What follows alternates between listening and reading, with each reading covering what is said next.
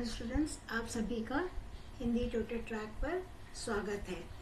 आप लोगों के एग्ज़ाम काफ़ी नज़दीक आ गए हैं, इसलिए मैंने एक हिंदी प्रैक्टिस सेट शुरू कर दिया है, जिसमें ये सबसे पहला पेपर है और यह पेपर मैंने बड़े भाई साहब से शुरू किया है। तो बड़े भाई साहब में आप लोगों को सैम्पल पेपर में ये पहला पार्ट है, इसमें मैं आप लोगों को MCQs दिया है। तो MCQs कैसे करना है ये शायद आप लोगों को पता है, और आपके एग्जाम में पठित गद्यांश के रूप में MCQ आएंगे जो कोई भी लेसन के आ सकते हैं। तो मैं फर्स्ट लेसन बड़े भाई साहब से मैंने शुरू किया है। तो इसमें देखिए, सबसे पहला जो है, हमारी अम्मा ने कोई दर्जा नहीं पास किया और दादा भी शायद 5वीं 6ठी जमात के आगे नहीं गए, लेकिन हम दोनों सारी दुनिया के विधा पढ़ने, अम्मा और दादा को हमें समझाने और सुधारने का अधिकार हमेशा रहेगा। केवल इसलिए नहीं कि वे हमारे जन्मदाता हैं, बल्कि इसलिए कि उन्हें दुनिया का हमसे ज़्यादा तजुर्बा है और रहेगा। अमेरिका में किस तरह की राज्य व्यवस्था है, या 8वें हेनरी ने कितने ब्याह किए और आकाश में कितने नक्षत्र हैं, ये बातें चाहे उन्हें न मालूम हो, लेकिन ऐसी हजारों बातें हैं जिनका ज्ञान उन्हें हमसे ज़्यादा है।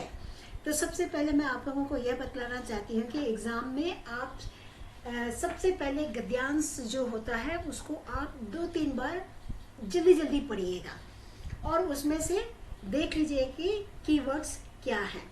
ओके, उसके बाद में आप लोग पढ़ना शुरू कीजिएगा और उत्तर देना शुरू कीजिए, तो बहुत जल्दी आप लोग उत्तर दे सकोगे और गलत तो बिल्कुल नहीं करोगे। जैसे देखिए यहाँ पर है, लेखक के अनुसार अम्मा और दादा को उन्होंने समझाने सुधारने का अधिकार क्यों है? क्योंकि वे उनसे उम्र में बहुत बड़े हैं, क्योंकि वे उनके जन्मदाता और उनके पास दुनिया का व्यावहारिक अनुभव ज़्यादा है, क्योंकि वे बहुत पढ़े लिखे और ज्ञानी हैं, क्योंकि वे लेखक पर धन खर्च करते हैं। तो देखिए, इसमें आप लोग सीधा अगर यहाँ पर आप लोग आज जैसे अम्मा दादा समझाने में समझने सुधारने का अधिकार हमारा रहेगा, तो यहाँ से ये जो लाइन है ना, यहाँ से आप लोगों को एक बार हाईलाइट कर लेना चाहिए कि इसी में से ये प्रश्न आएगा। तो मैंने प्रश्न के उत्तर दे दिए हैं, लेकिन आपको अब पहले खुद चुनना है कि कौन सा उत्तर सही है। राइट, तो आप लोग जल्दी से चुन लीजिए। फाइन, हम लोग सेकेंड में जाएंगे। गद्यांश में 8वें हेनरी और अमेरिका के राज व्यवस्था का उल्लेख किस संदर्भ में किया गया है? राइट, ऑप्शंस देखिए आप लोगों को दिया है। किताबी ज्ञान का निरस्त और उसकी सीमाओं के दर्शन के लिए, इतिहास और राजनीति के महत्व को समझाने के लिए, दादा दादी की अज्ञानता का मजाक उड़ाने के लिए, यह सिद्ध करने के लिए कि पश्चिमी शिक्षा बेहतर है। कमान, पैराग्राफ आप लोगों को चाहिए तो मैं यहाँ दिखा दे रही हूँ, देख लीजिएगा एक बार इस पैराग्राफ को, या आपके पास किताब है तो उसे खोल कर भी आप इस पैराग्राफ को टिक लगा लीजिएगा और उसके बाद भी आप लोग आंसर दे सकते हो। राइट, तो ये देखिए दूसरा आंसर क्वेश्चन ओके, शायद आप लोगों ने कर लिया है। अब देखिए तीसरा क्या है? तजुर्बा शब्द से बड़े भाई साहब का क्या आशय है? मैं आपको बता दें, तजुर्बा यानी एक्सपीरियंस। ओके, तो केवल डिग्रियां हासिल करना, जीवन के उतार चढ़ाव, व्यवहारिक परिस्थितियों का अनुभव, कठिन विषयों को रट कर याद करना, या बड़ों की आज्ञा का आंख मूंद पालन करना, क्या तजुर्बा कहलाता है?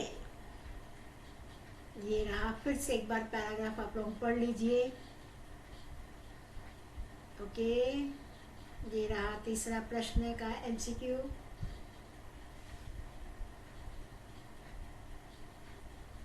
आई होप आप लोग आंसर कर लिए होंगे।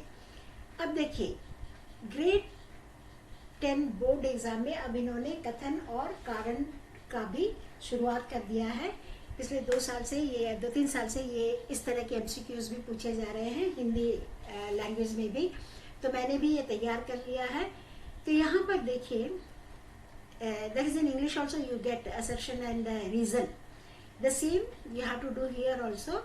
जस्ट लाइक देखिए नीचे दिए प्रश्नों में के कथन ए और दूसरा कथन आर दिया गया है, राइट। इन दोनों को पढ़कर सही विकल्प का चयन कीजिए। कथन ए और कारण आर दोनों सही है और कारण आर कथन ए की सही व्याख्या करता है। ओके, इस तरह से आपको ये चुनना है। ये मैंने एक आप लोगों को सैंपल दिया कि किस तरह से इसको करना है। ओके, अब चलिए देखिए यहाँ पर है बड़े भाई साहब। ओके, बड़े भाई साहब छोटे भाई को हमेशा खेल को छोड़कर पढ़ाई में मन लगाने की सलाह देते थे। ओके, ये है आपका असर्शन। तो रीजन क्या है?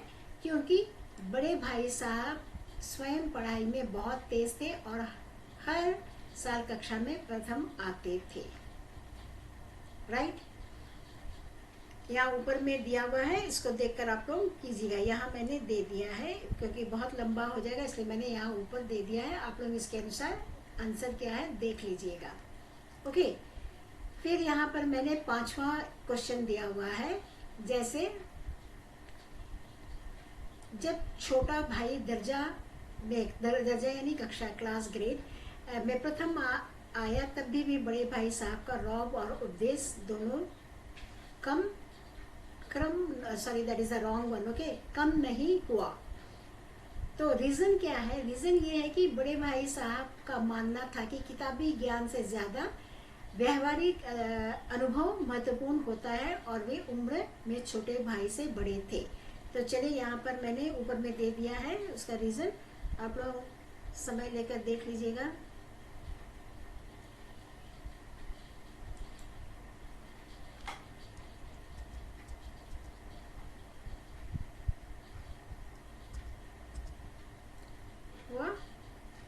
ओके, तो 2 मिनट 1 मिनट 30 सेकंड में दे रही हूँ कि आप लोग एक बार फिर से देख लीजिए कि क्या आप लोगों ने सब सही किया है या नहीं। ओके फाइन, लेट्स आंसर की जरा देख लें। चलिए आंसर की देख लेते हैं और देखिए बहुत लॉयल होकर अपना आंसर चेक कीजिएगा, राइट। क्योंकि ये प्रैक्टिस पेपर आप लोग प्रैक्टिस कर रहे हैं, so you can commit mistakes, that's not a big problem, right? So come on, now check the answer. Here is the kh, 1 2 k 3 kh 4 g and fifth is k.